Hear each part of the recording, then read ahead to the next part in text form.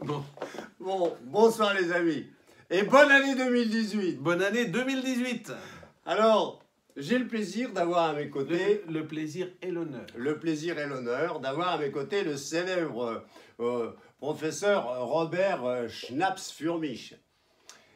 On ne le présente plus, il s'agit d'un des plus grands spécialistes... Le plus grand. Du plus grand spécialiste de la femme à l'heure actuelle. Professeur, vous avez une grande nouvelle à nous annoncer en ce début d'année 2018.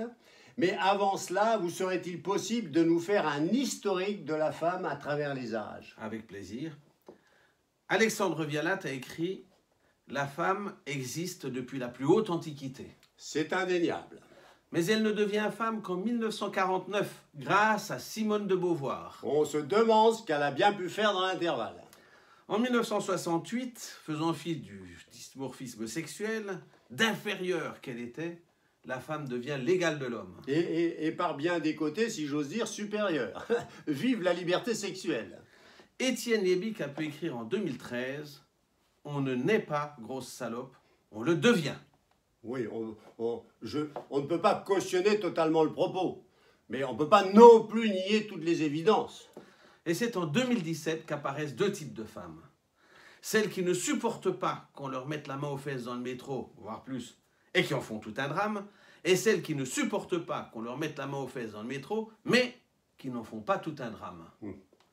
La convexité de la fesse liée à la concavité de la main ne peuvent pas à elles seules être des excuses ou des explications. Et je ne parle pas de ceux qui utilisent autre chose que la main.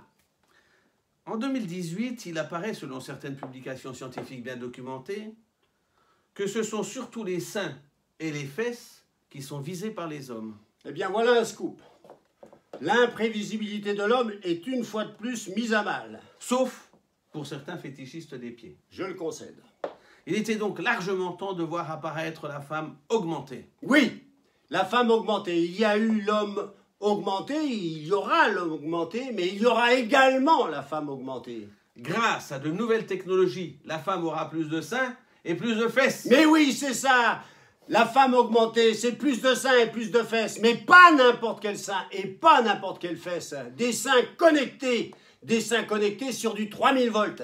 Et ainsi donc, qu'elle pourra à loisir brancher et débrancher selon ses désirs. Et ainsi donc, vive la femme augmentée. Vive la femme augmentée. Et vive 2018. Merci, professeur. Bon.